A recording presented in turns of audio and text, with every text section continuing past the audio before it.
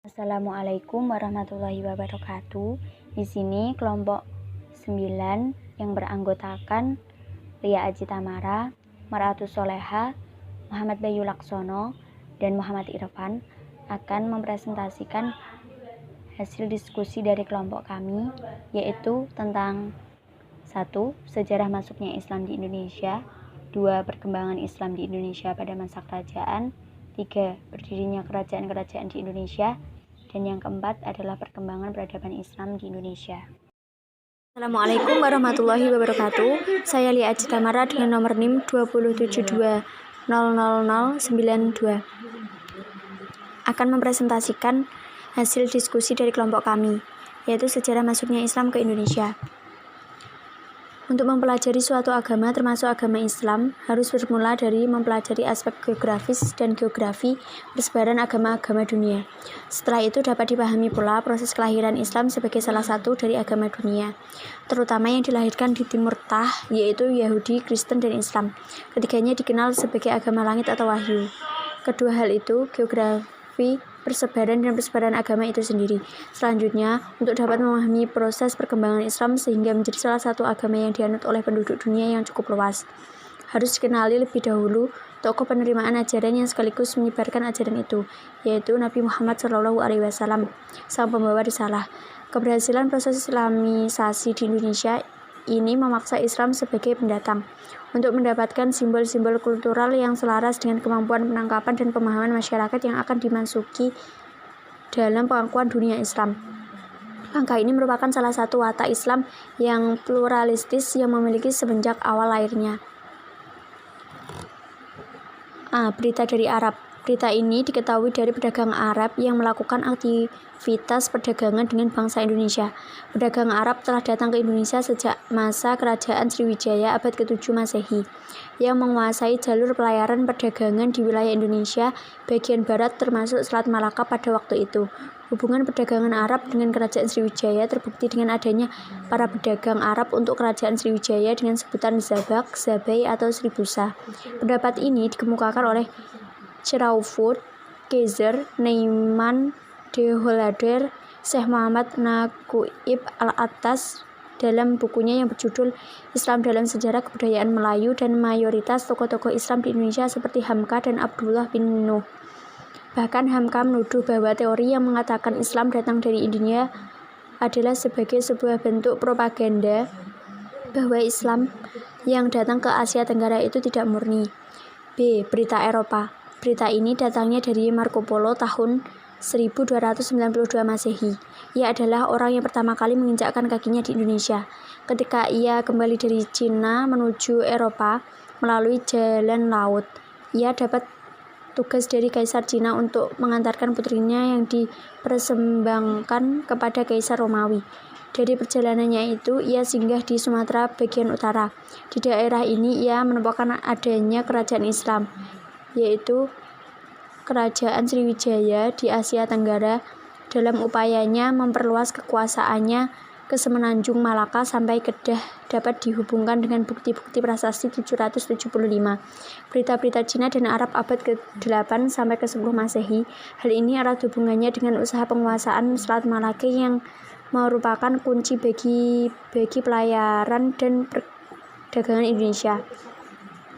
Kerajaan Samudra dengan ibu kotanya Pasai.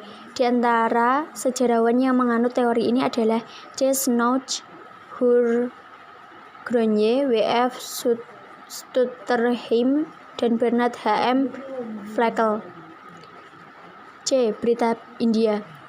Berita ini menyebutkan bahwa para pedagang India dari Gujarat mempunyai peranan penting dalam penyebaran agama dan kebudayaan Islam di Indonesia, karena di samping berdagang, mereka aktif juga mengajarkan agama dan kebudayaan Islam kepada setiap masyarakat yang dijumpainya, terutama kepada masyarakat yang terletak di daerah pesisir pantai.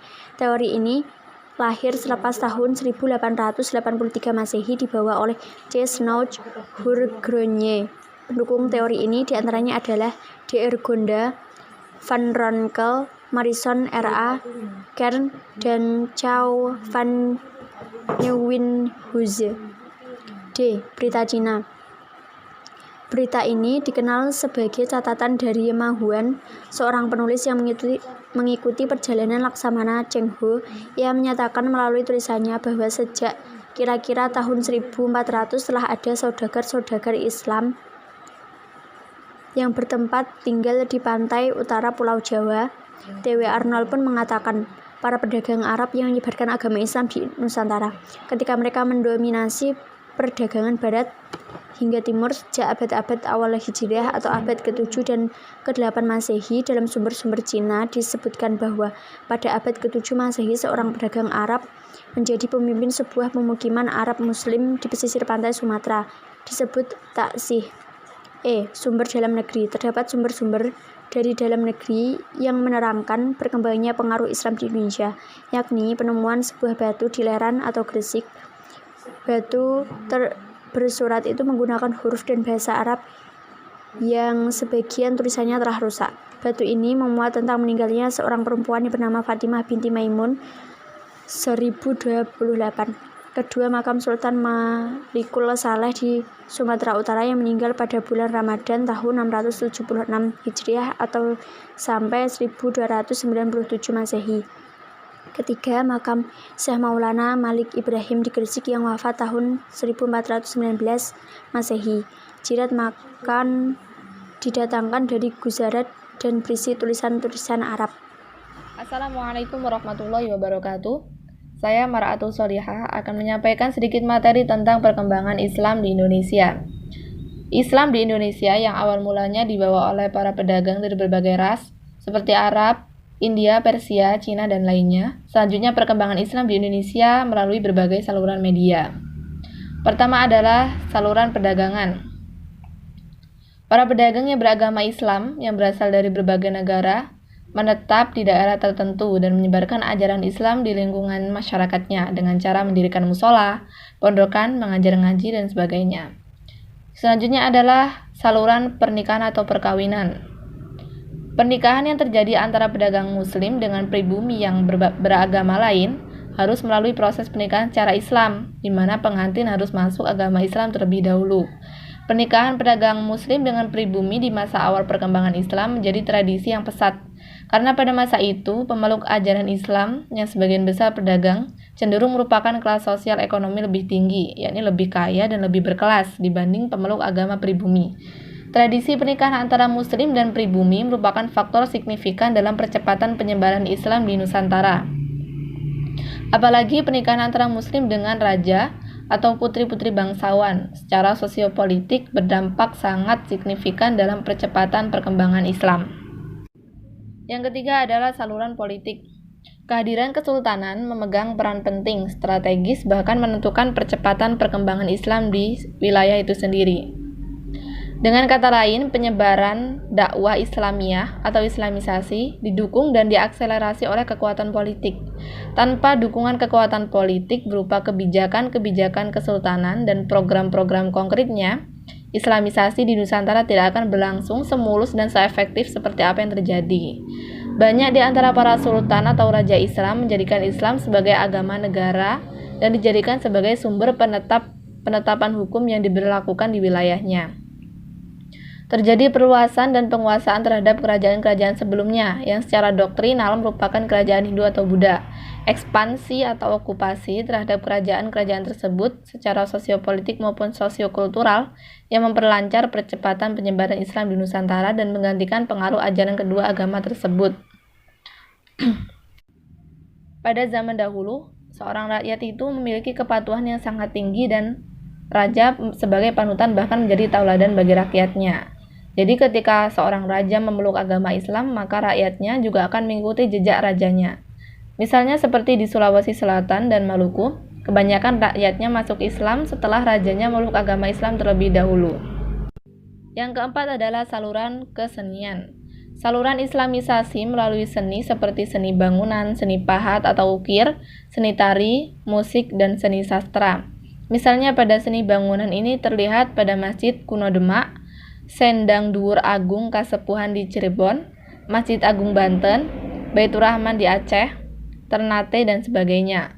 Contoh lain dalam seni adalah dengan pertunjukan wayang yang digemari oleh masyarakat. Melalui cerita-cerita wayang tersebut disisipkanlah ajaran agama Islam.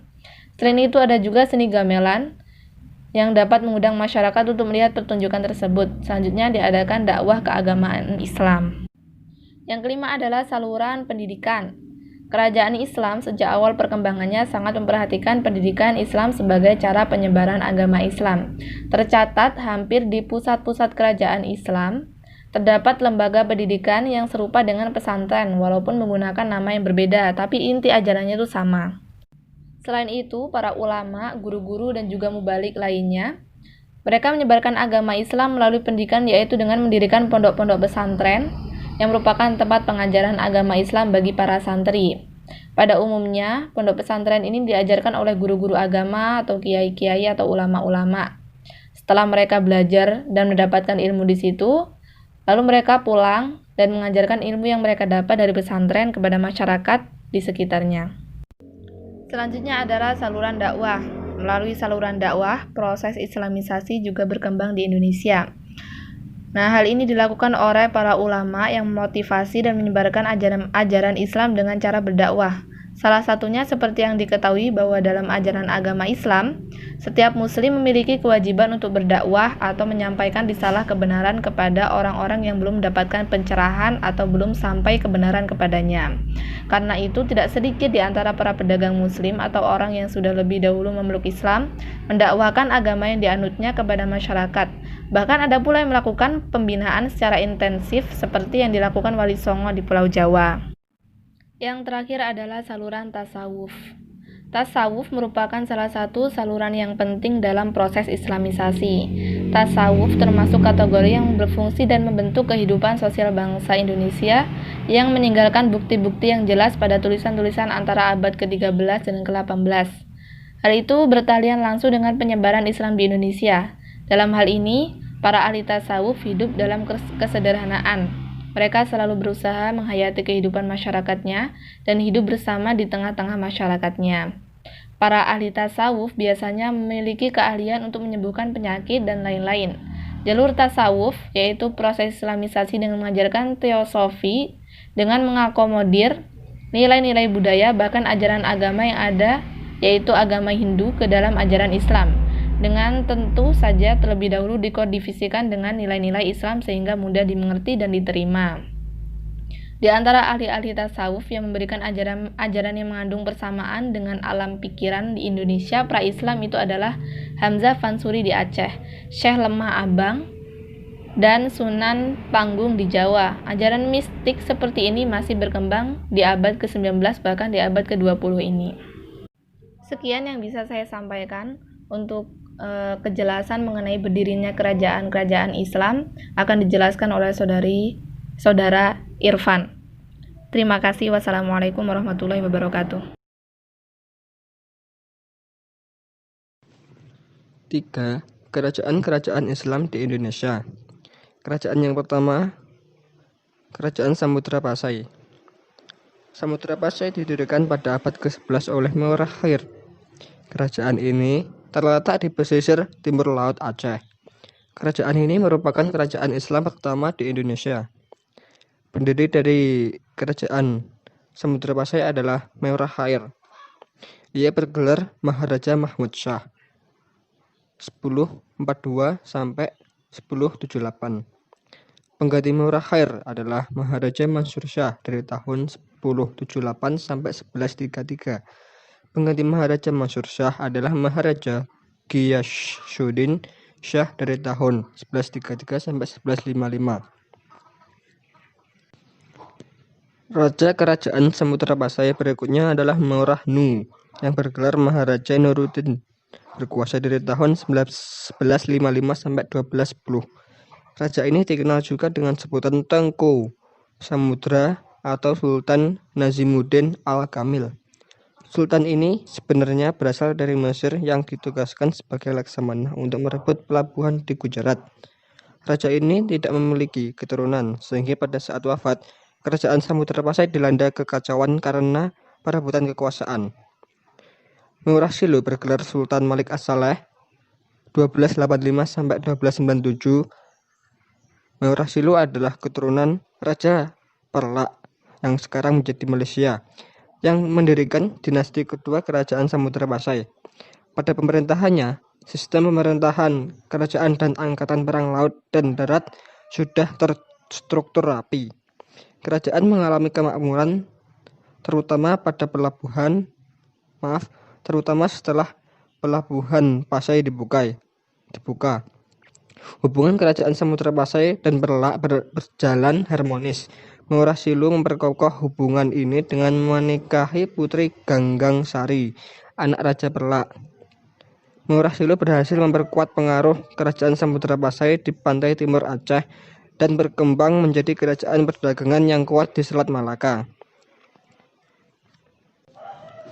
Raja-raja Samudra Pasai selanjutnya adalah Sultan Muhammad Malik Zahir 1297 sampai 1326. Sultan Mahmud Malik Zahir 1326 sampai 1345, Sultan Mansur Malik Zahir 1345 sampai 1346, dan Sultan Ahmad Malik Zahir 1346 sampai 1383. Raja selanjutnya adalah Sultan Zainal Abidin 1383 sampai 1405. Pada masa pemerintahannya, kekuasaan kerajaan meliputi daerah Kedah di Semenanjung Malaya. Sultan Zainal Abidin sangat aktif menyebarkan pengaruh Islam ke Pulau Jawa dan Sulawesi dengan mengirimkan ahli-ahli dakwah seperti Maulana Malik Ibrahim dan Maulana Ishaq. Kerajaan yang berikutnya adalah Kerajaan Aceh. Kerajaan Aceh berdiri menjelang keruntuhan Samudra Pasai. Sebagaimana tercatat dalam sejarah, pada tahun 1360 Masehi, Samudra Pasai ditaklukkan oleh Majapahit dan sejak itu Kerajaan Pasai terus mengalami kemunduran. Diperkirakan menjelang berakhirnya abad ke-14 Masehi, Kerajaan Aceh Darussalam telah berdiri dengan penguasa pertama Sultan Ali Mughayat Shah yang dinubuatkan pada Ahad 1 Jumadil Awal 1913 Hijriah atau 1511 Masehi. Pada awalnya, wilayah Kerajaan Aceh ini hanya mencakup Banda Aceh dan Aceh Besar yang dipimpin oleh ayah Ali Mughayat Shah. Ketika Mughayat Shah naik tahta menggantikan ayahnya, ia berhasil memperkuat kekuatan dan mempersatukan wilayah Aceh dalam kekuasaannya, termasuk menaklukkan Kerajaan Pasai. Saat itu, sekitar tahun 1511 Masehi, kerajaan-kerajaan kecil yang terdapat di Aceh dan pesisir timur Sumatera seperti Porelak di Aceh Timur, Pedir di Dipidi Daya di Aceh Barat Daya, dan Aru di Sumatera Utara sudah berada di bawah pengaruh kolonial Portugis. Mughayat Shah dikenal sangat anti pada Portugis. Karena itu, untuk menghambat pengaruh Portugis, kerajaan-kerajaan kecil tersebut kemudian ia taklukkan dan masukkan ke dalam wilayah kerajaannya. Sejak saat itu, Kerajaan Aceh lebih dikenal dengan nama Aceh Darussalam dengan wilayah yang sangat luas, hasil dari penaklukan kerajaan-kerajaan kecil di sekitarnya.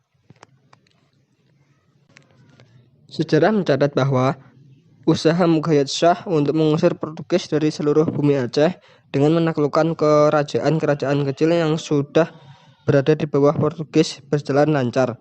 Secara berurutan, Portugis yang berada di daerah Daya ia gempur dan berhasil ia kalahkan. Ketika Portugis mundur ke Pidi, Mughayat juga menggempur Pidi, sehingga Portugis terpaksa mundur ke Pasai. Mughayat kemudian melanjutkan gempurannya dan berhasil merebut benteng Portugis di Pasai. Dengan jatuhnya Pasai pada tahun 1524 Masehi, Aceh Darussalam menjadi satu-satunya kerajaan yang memiliki pengaruh besar di kawasan tersebut. Kemenangan yang berturut-turut ini membawa keuntungan yang luar biasa, terutama dari aspek persenjataan. Portugis yang kewalahan menghadapi serangan Aceh banyak meninggalkan persenjataan, karena memang tidak sempat mereka bawa dalam gerak mundur pasukan. Senjata-senjata inilah yang digunakan kembali oleh pasukan Mughayat untuk menggempur Portugis. Ketika benteng di Pasai telah dikuasai Aceh, Portugis kemudian mundur ke Porelak. Namun, pasukan Aceh tidak memberikan kesempatan sama sekali pada Portugis. Porelak kemudian juga diserang, sehingga Portugis mundur ke Aru. Tak berapa lama, Aru juga berhasil direbut oleh Aceh, sehingga akhirnya Portugis mundur ke Malaka. Dalam sejarahnya, Aceh Darussalam mencapai masa kejayaan di masa Sultan Iskandar Muda Johan Pahlawan Mekuta Alam 1590 sampai 1636 Masehi. Pada saat itu Aceh merupakan salah satu pusat perdagangan yang sangat ramai di Asia Tenggara. Kerajaan Aceh pada masa itu juga memiliki hubungan diplomatik dengan dinasti Utsmani di Turki, Inggris, dan Belanda. Pada masa Iskandar Muda, Aceh pernah mengirim utusan ke Turki Utsmani dengan membawa hadiah. Kunjungan ini diterima oleh Khalifah Turki Utsmani dan ia mengirim hadiah balasan berupa sebuah meriam dan penasehat militer untuk membantu memperkuat angkatan perang Aceh. Wilayah kekuasaan Aceh mencapai Pariman, wilayah pesisir Sumatera Barat, Perak di Melaka yang secara efektif bisa direbut oleh Portugis tahun 1575 Masehi. Kerajaan yang ketiga ialah Kerajaan Demak. Berdirinya Kerajaan Demak dilatar belakangi oleh melemahnya pemerintahan Kerajaan Majapahit atas daerah-daerah pesisir utara Jawa. Daerah-daerah seperti Tuban dan Cirebon sudah mendapat pengaruh Islam. Dukungan daerah-daerah yang merupakan jalur perdagangan yang kuat ini sangat berpengaruh bagi pendirian Demak sebagai kerajaan Islam yang merdeka dari Majapahit. Raden Patah adalah raja pertama kerajaan Demak. Ia memerintah dari tahun 1500 sampai 1518. Pada masa pemerintahan, agama Islam mengalami perkembangan pesat. Raden Patah bergelar Senopati Jimbun, Ngabdurrahman, Panembahan, Palembang Sayyidin, Panatagama. Pengangkatan Raden Patah sebagai Raja Demak dipimpin oleh anggota wali lainnya. Pada masa pemerintahannya, wilayah kerajaan Demak meliputi daerah Jepara, Tuban, Sedayu, Palembang, Jambi, dan beberapa daerah di Kalimantan. Pada masa pemerintahannya juga dibangun Masjid Agung Demak yang dibantu oleh para wali dan sunan sahabat Demak. Pada masa kerajaan Malaka jatuh ke tangan Portugis tahun 1511, Raden Patah merasa berkewajiban untuk membantu. Jatuhnya kerajaan Malaka berarti putusnya jalur perdagangan nasional. Untuk itu, ia mengirimkan putranya Patih Unus untuk menyerang Portugis di Malaka. Namun, usaha itu tidak berhasil. Setelah Raden Patah wafat pada tahun 1518, ia digantikan oleh putranya Patih Unus. Patih Unus hanya memerintah tidak lebih dari 3 tahun. Ia wafat tahun 1521 dalam usahanya mengusir Portugis dari kerajaan Malaka. Saudaranya Sultan Trenggono akhirnya menjadi Raja Demak ketiga dan merupakan Raja Demak terbesar. Sultan Trenggono berkuasa di kerajaan Demak dari tahun 1521 sampai 1546. Sultan Trenggono dilantik menjadi Raja Demak oleh Sultan Gunung Jati. Ia memerintah Demak dengan gelar Sultan Ahmad Abdul Arifin. Pada masa pemerintahan Sultan Trenggono, kerajaan Demak mencapai puncak kejayaannya dan agama Islam berkembang lebih luas lagi. Sultan Trenggono mengirim Fathahillah ke Banten. Dalam perjalanannya ke Banten, Fathahillah singgah di Cirebon untuk menemui Syarif Hidayatullah atau Sunan Gunung Jati. Bersama-sama dengan pasukan Kesultanan Cirebon, Fathahillah kemudian dapat menaklukkan Banten dan Pajajaran. Setelah wafatnya Sultan Trenggono pada tahun 1546, kerajaan Demak mulai mengalami kemunduran karena terjadinya perebutan kekuasaan. Perebutan tahta kerajaan Demak ini terjadi antara Sunan Prawoto dengan Arya Panangsang. Arya Panangsang adalah Bupati Jipang, sekarang menjadi Bojonegoro, yang merasa lebih berhak atas tahta kerajaan Demak. Perebutan kekuasaan ini berkembang menjadi konflik berdarah dengan terbunuhnya Sunan Prawoto oleh Arya Panangsang. Arya Panangsang juga membunuh adik Sunan Prawoto yaitu Pangeran Hadiri. Usaha Arya Panangsang menjadi Sultan Demak dihalangi oleh Joko Tingkir, menantu Sultan Trenggono. Joko Tingkir mendapat dukungan dari para tetua Demak yaitu Ki Gede Pemanahan dan Ki Pinjawi. Konflik berdarah ini akhirnya berkembang menjadi perang saudara. Dalam pertempuran ini, Arya Panangsang terbunuh sehingga tahta kerajaan Demak jatuh ke tangan Joko Tingkir. Joko Tingkir menjadi raja kerajaan Demak dengan gelar Sultan Hadiwijaya. Ia kemudian memindahkan pusat kerajaan Demak ke daerah Pajang, walaupun sebenarnya sudah menjadi kerajaan baru. Kerajaan Pajang masih mengklaim dirinya sebagai kerajaan Demak. Sebagai tanda terima kasih kepada Ki Gede Pemanahan yang telah mendukungnya, Sultan Hadiwijaya memberikan sebuah daerah perdikan atau otonom yang disebut Mataram. Ki Gede Pemanahan kemudian menjadi penguasa Mataram dan disebut Ki Gede Mataram. Sultan Hadiwijaya bukanlah digantikan oleh putranya, yakni Pangeran Benawa, melainkan putra Sunan Prawoto, yaitu Arya Panggiri. Pangeran Benawa sendiri diangkat sebagai penguasa daerah Jipang.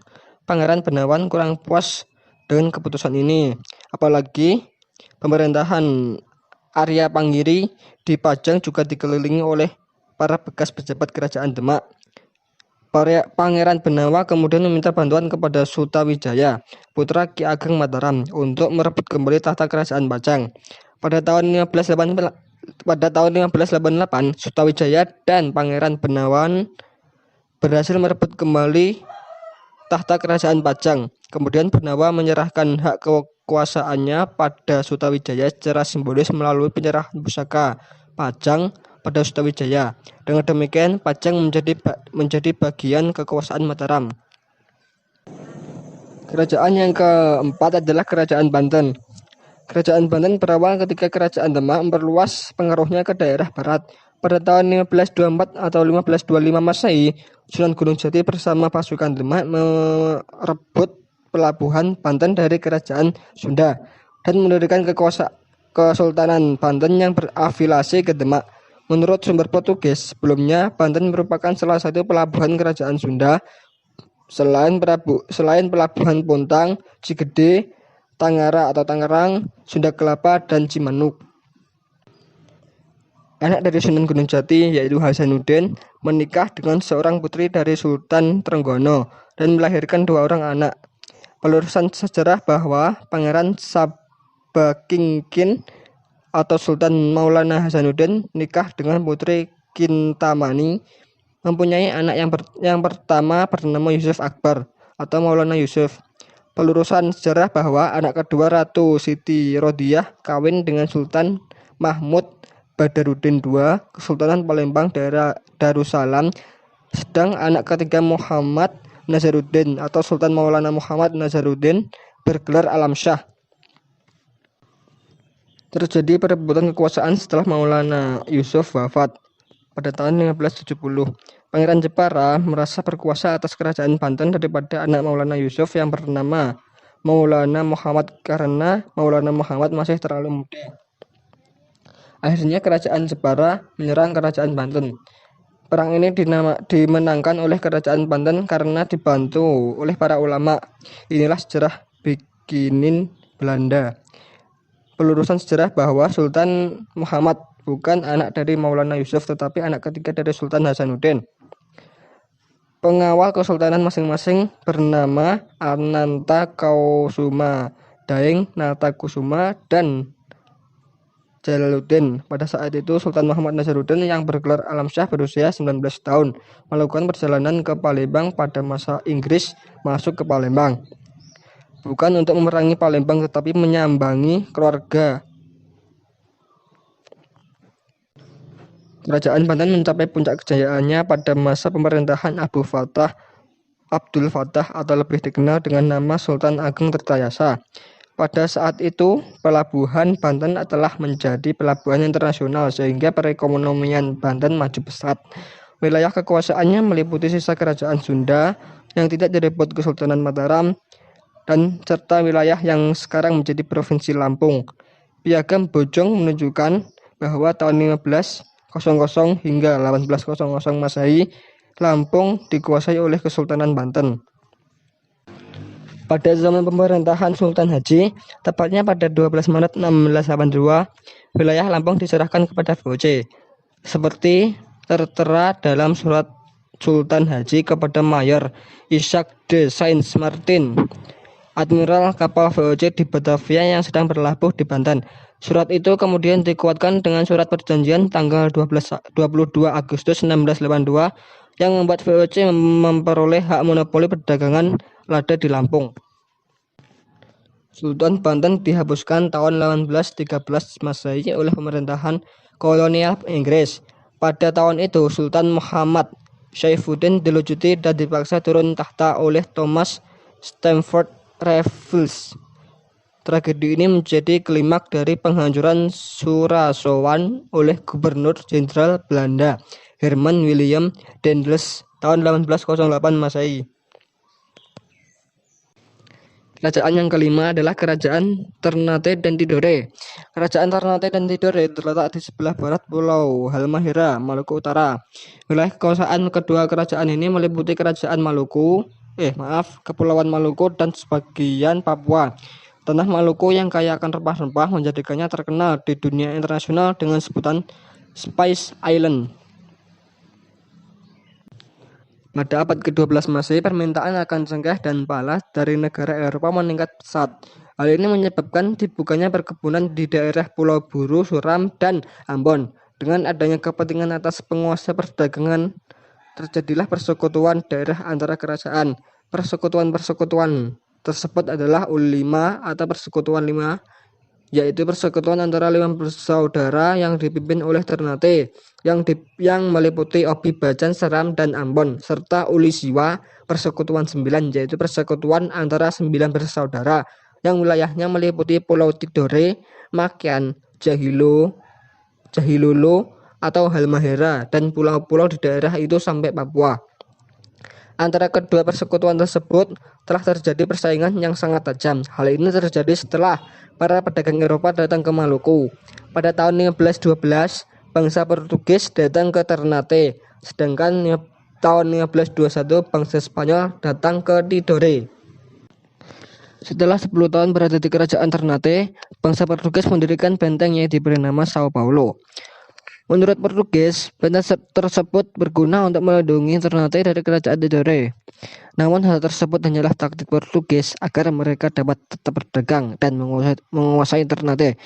Pembangunan benteng Sao Paulo mendapat perlawanan dan salah seorang yang menantang kehadiran kekuasaan militer Portugis tersebut yaitu Sultan Hairun. Beliau berkuasa di kerajaan Ternate sejak tahun 1559. Sultan tidak ingin perekonomian dan pemerintahan kerajaan dikuasai oleh bangsa lain, dan pendirian benteng tersebut dianggap menunjukkan niat buruk Portugis atas Ternate. Ketidaksetujuan Sultan Hairun terhadap Portugis tidak berbentuk kekerasan. Sebaliknya, Sultan Hairun bersedia berunding dengan Portugis di benteng Sao Paulo. Ternyata niat baik Sultan Hairun dimanfaatkan Portugis untuk menahannya di benteng tersebut. Keesokan harinya, Sultan Hairun telah dibunuh. Hal ini terjadi pada tahun 1570. Wafatnya Sultan Hairun menyebabkan kebencian rakyat Maluku semakin besar. Sultan Babuloh yang menjadi raja Ternate berikutnya dan memimpin perang melawan Portugis. Usaha ini menampakkan hasil tahun 1575 setelah Portugis berhasil dipukul mundur dan pergi meninggalkan bentengnya di Ternate. Bangsa Portugis bergerak ke selatan dan menaklukkan timur pada tahun 1578. Sultan Babuloh kemudian memperluas kekuasaannya hingga Maluku, Sulawesi, Papua, Mindanao, dan Bima. Keberhasilan pemerintahannya membuat Sultan Babuloh mendapat julukan Tuan dari 7 pulau 2 pulau. Kerajaan yang terakhir adalah Kerajaan Guadantalo. Kerajaan Guadantalo adalah dua kerajaan yang terletak di Sulawesi Selatan dan saling berhubungan baik. Banyak orang mengetahuinya sebagai Kerajaan Makassar. Makassar sebenarnya adalah ibu kota Goa yang juga disebut sebagai ujung pandang.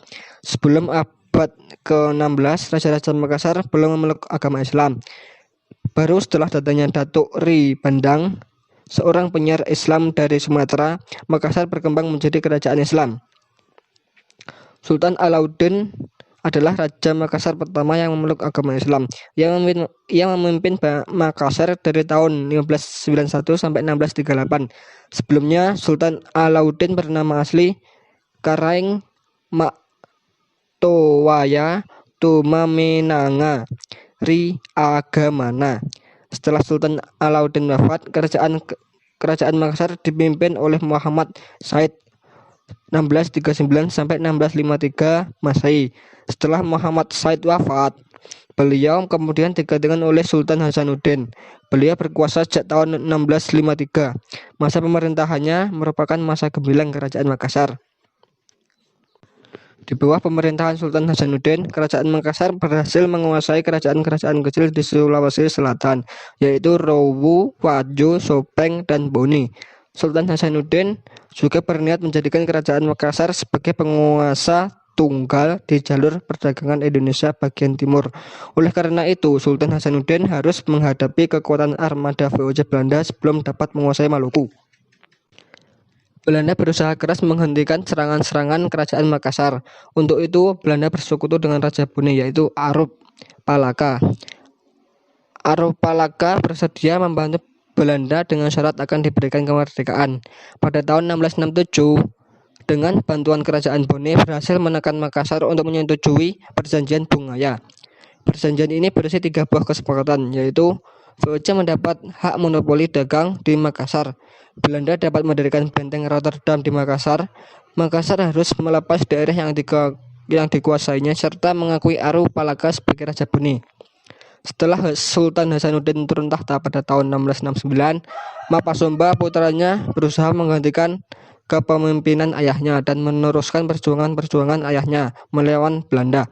Pasukan Kerajaan Makassar akhirnya bisa dipukul mundur oleh Belanda dan jalur perdagangan dikuasai oleh Belanda. Bismillahirrahmanirrahim. Assalamualaikum warahmatullahi wabarakatuh. Saya Muhammad Bayu Laksono akan melanjutkan pembahasan kelompok kami mengenai gerakan-gerakan modern Islam di Indonesia. Sejarah mencatat bahwa gerakan salaf bertujuan utama mengembalikan ajaran Islam kepada 2 sumbernya yang murni, yakni Al-Quran dan Sunnah. Mengikis habis termasuk pertengkaran madhab, bid'ah, khufarat, dan tahayul, serta klinik membuka terus pintu ijtihad dan menolak sifat membabi buta dalam kegelapan taklid. Gerakan salaf merupakan gerakan reformasi. Gerakan ini menghendaki perombakan total umat Islam yang telah jauh menyeleweng dari ajaran Islam sebenarnya, merombak total luar dan dalam. Jiwa dikembalikan, kemudian usaha disesuaikan dengan perkembangan zaman. Oleh kaum orientalis disebut dengan Revival of Islam atau New World of Islam. Di samping itu terdapat pula gerakan reformasi dalam Islam yang sifatnya tidak merombak total seperti gerakan salaf. Gerakan tersebut hakikatnya tidak memberontak terhadap apa yang seharusnya dirombak, tetapi sekadar menginginkan perubahan luar, perubahan yang bersifat sosiokultural dan politis ekonomis, bukan jiwa ajarannya. Beberapa dari gerakan ini malah ada yang masih mempertahankan apa yang telah didapat dari para ulama terdahulu. Gerakan-gerakan tersebut tidak bisa disebut gerakan reformasi Islam, namun sekadar gerakan modernis Islam. Gerakan modernis Islam menghendaki perombakan cara hidup umat Islam disesuaikan dengan perkembangan zaman. Selanjutnya terdapat beberapa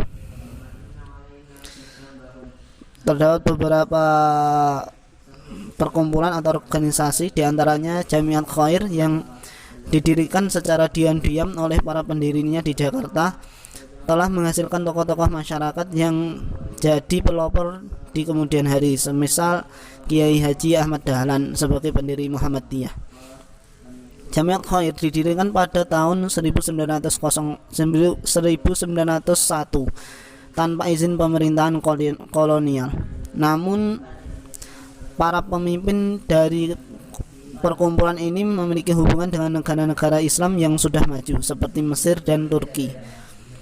Mereka mendatangkan majalah dan surat kabar yang bisa membangkitkan rasa kenasionalan bangsa Indonesia seperti Al-Mu'ayyad, Al-Liwa, Al-Ittihad, As-Siyasah, dan Al-Musyawarah. Perkumpulan ini kurang menyenangkan pemerintah Hindia Belanda karena perkumpulan ini memiliki pengaruh dalam membangkitkan semangat baru di Indonesia. Dari perkumpulan ini lahir karangan-karangan yang bertema membangun semangat kebangsaan. Karangan mengenai pergerakan Islam di Indonesia yang dimuat dalam surat kabar dan majalah di Istanbul. Majalah Al-Manar mendapatkan sumber-sumber pemberitaannya dari perkumpulan ini. Oleh karena itu perkumpulan ini mendapatkan pengawasan yang sangat keras dari pemerintahan Belanda. Khalifah di Istanbul mengirim utusannya Ahmed bin Amin Bey ke Indonesia atas permintaan perkumpulan ini untuk menyelidiki keadaan muslimin di Indonesia. Akibatnya pemerintahan kolonial mengadakan pembersihan, melakukan tindakan polisionil, antara lain dengan melarang beberapa daerah tertentu yang tidak boleh didatangi oleh orang Arab. Pada tahun 1905, Jamiat Khair mendapatkan izin untuk mendirikan perkumpulan tersebut secara sah dengan syarat tidak boleh membuka cabang di luar Jakarta. Permohonan izin itu telah diajukan pada tahun 1903 dengan ditandatangani oleh Sayyid Barsandidi, Muhammad Al-Fakir Al-Mansur, dan Idrus Ibni Sahab. Kantor perkumpulan ini berada di Pekojan. Pada awalnya perkumpulan ini lebih menitik beratkan pada pendidikan, namun pada perkembangannya memperluas diri dengan bidang dakwah dan penerbitan surat kabar harian utusan Hindia di bawah pimpinan Haji Umar Said Cokro Aminoto pada Maret 1913.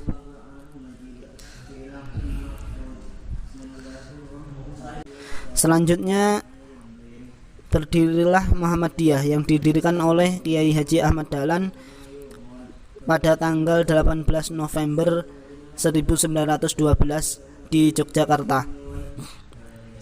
Untuk memajukan hal agama khususnya kepada masyarakat Islam secara umum dan anggota-anggotanya secara khusus, organisasi ini mendirikan lembaga-lembaga pendidikan, mengadakan rapat-rapat dan tablik di mana dibicarakan masalah Islam, mendirikan wakaf dan masjid-masjid serta menerbitkan banyak buku, brosur, surat kabar dan majalah.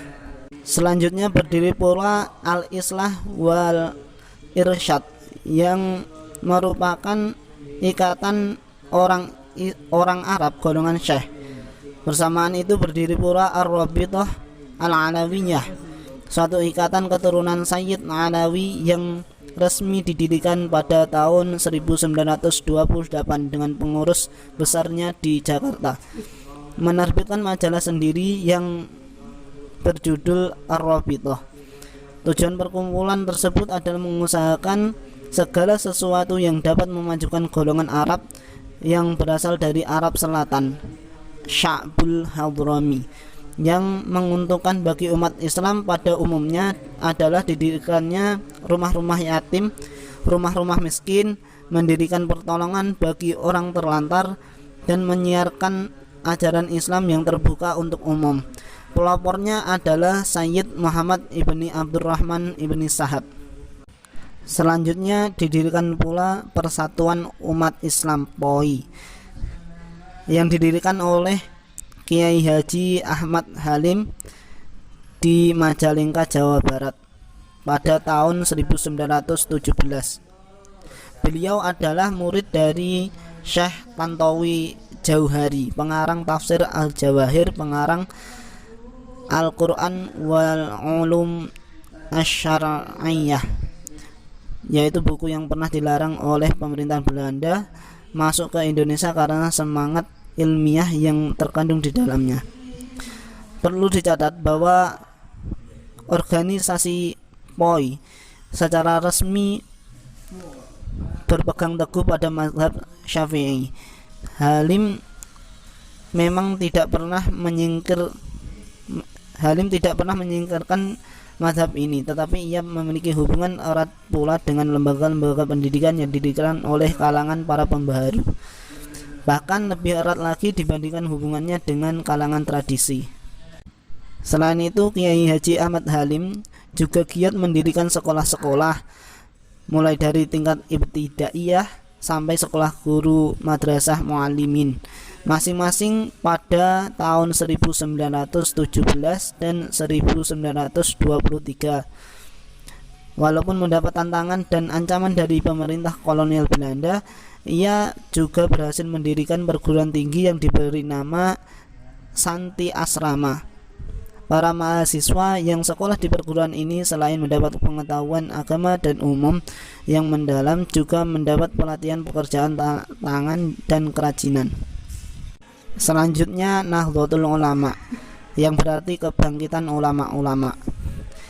NU lahir pada 31 Januari 1926 dan pengurus besarnya berkedudukan di Surabaya sebagai pembela terhadap mazhab Syafi'i. Perkumpulan ini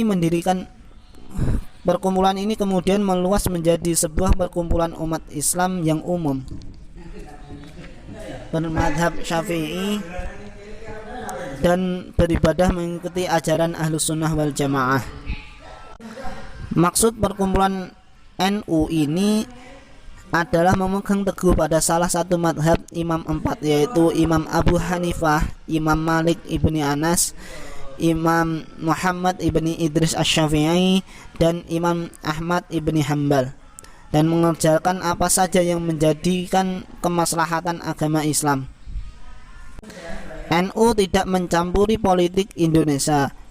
Kiai Haji Hasyim Asy'ari dari Jombang adalah tokoh pembentuk NU, sedangkan yang mewujudkan NU menjadi organisasi adalah Kiai Haji Abdul Wahab Hasbullah. Kiai ini giat mengajarkan pengetahuan Islam dan selalu mencari jalan mempersatukan umat Islam dalam sebuah ikatan agama. Sebagai contoh, yaitu saat bangsa Indonesia dibelah-belah akibat penjajahan yang berkepanjangan, maka atas prakarsa Kiai Hasyim Asy'ari dan Kiai Haji Mas Mansur dari Muhammadiyah mempersatukan umat atau bangsa Indonesia dengan didirikannya Majelis Islam ala Indonesia MIAI pada 20 September 1937, di mana semua organisasi Islam baik politik maupun bukan bersatu di bawah Panji MIAI yang dipimpin oleh kedua tokoh tersebut yang pemikirannya berseberangan dengan satu sama lain. Hal ini mereka berbuat demi kesatuan dan persatuan bangsa guna mewujudkan cita-cita tunggal, yaitu sampai memperoleh kemerdekaan Indonesia. Selain pergerakan modernis yang disebutkan itu, masih banyak lagi pergerakan-pergerakan modernis Islam di seluruh Indonesia yang meskipun bersifat tradisional dan bermadzhab Syafi'i, namun mereka juga turut andil dalam kebangkitan Islam Indonesia, seperti Jamiatul Wasliyah yang berdiri di Medan pada 30 November 1930. Pendirinya adalah bekas murid Syekh Muhammad Yusuf dan Syekh Jafar Hasan yang memiliki pengajian agama Maktab Al-Islamiyah. Sekian yang dapat